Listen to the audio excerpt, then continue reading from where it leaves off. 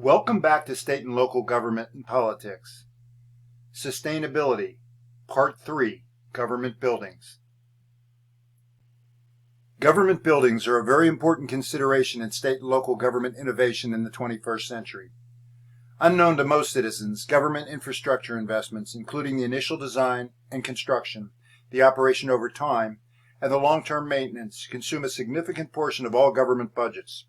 These costs increase in relation to both energy cost and building age.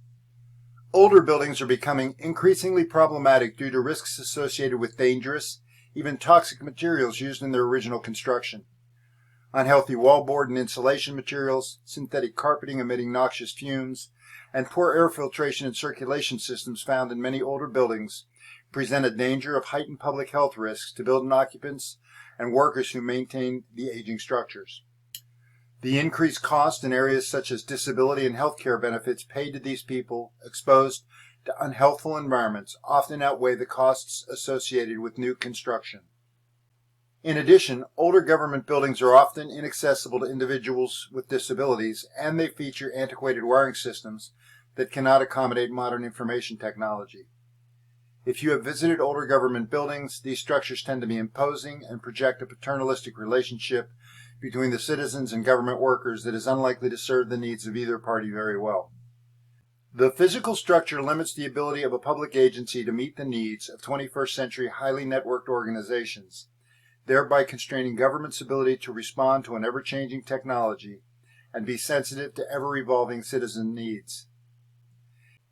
Innovative state and local governments across the country are increasingly seeking to reduce building construction, maintenance, and ancillary costs and improve customer service accessibility and service delivery in their jurisdictions. In many instances, state and local governments are opting out of taking on some permanent infrastructure costs through entering into limited-term lease contracts with private office space suppliers. Through long-term renewal lease options, the needed space can be chosen and designed to be accessible to a customer base while avoiding the costs of land acquisition, construction bidding, and long-term building maintenance. The final point is especially important in state and local government because of the extent of population growth and migration taking place in many areas. In these circumstances, public service providers, in many cases, must be near customers if public goods and services are to be delivered effectively in many areas. In the case of new public structure construction, the Federal Office of Energy Efficiency and Renewable Energy, EERE, promotes the concept of the whole building design approach. Whole building design is a holistic building design with the building's purpose, workforce, future, and operations and maintenance costs taken as a comprehensive whole. Customer satisfaction is also related to the physical location of goods and services delivery, and this goal of design must also be factored into building layout and construction in order to comply with strictures of the whole building design approach. This integrated approach to infrastructure building plan development calls for maximal energy efficiency and the maximum use of renewable energy systems, both for the purpose of cost reduction and for the promotion of regional and global environmental sustainability. The Energy Policy Act of 2005, Presidential Executive Order 13101, Greening the Government Through Waste Prevention, Recycling, and Federal Acquisition of 1998, and Executive Order 13123, Greening the Government Through Efficient Energy Management of 1999, are three examples of federal government innovation related to innovative government building design. Similar derivative policies exist at the state level in most American states, and many larger governments at the county and municipal local government level. Currently, 24 states have adopted stringent energy standards for existing public buildings and newly constructed commercial buildings. The Pacific Northwest National Laboratory, PNNL, operated by Battelle Corporation for the U.S. Department of Energy, contracted with the federal government's General Services Administration, or GSA, to conduct a comprehensive analysis of green building innovations, which are a key component of whole building design for the 21st century. The PNNL report concluded that U.S. Green Business Council Leadership in Energy and Environment, or LEED, criteria constitute the prime approach to government and private sector building design innovation. LEED is not only the U.S. market leader, but is also the most widely used rating system employed by federal and state agencies. The existence of this standard makes it possible to communicate a building's sustainable design achievements to others. LEED provides a six-dimension set of criteria for achieving sustainable government building design: sustainable sites, water efficiency, energy and atmosphere, materials and resources, indoor environmental quality, and innovation and design process.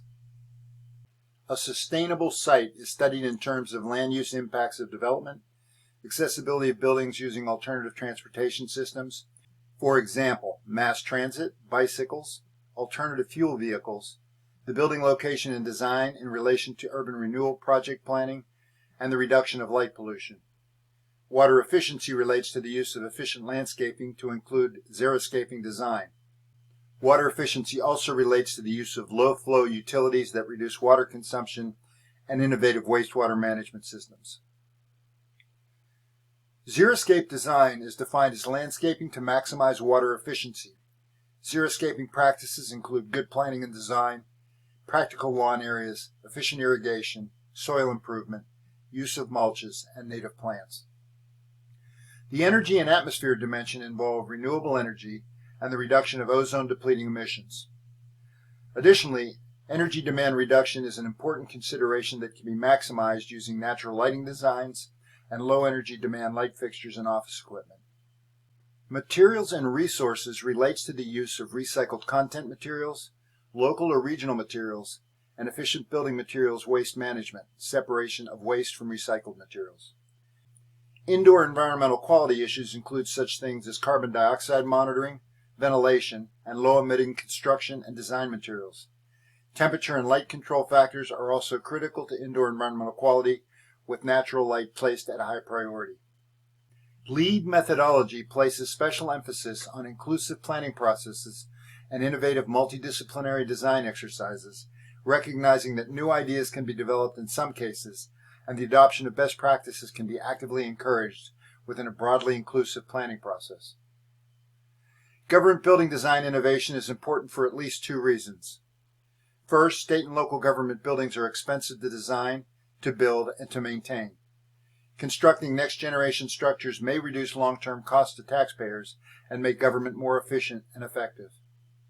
Second, the government acting as a policy innovator can demonstrate a commitment to next-generation building design and thus encourage partnerships between state and local government and private sector enterprise. Commitment to local solutions and material providers means that government creates a local demand for next-generation materials and equipment that may lead to spin-off sustainable economic development in states and local communities where such development had not yet been contemplated.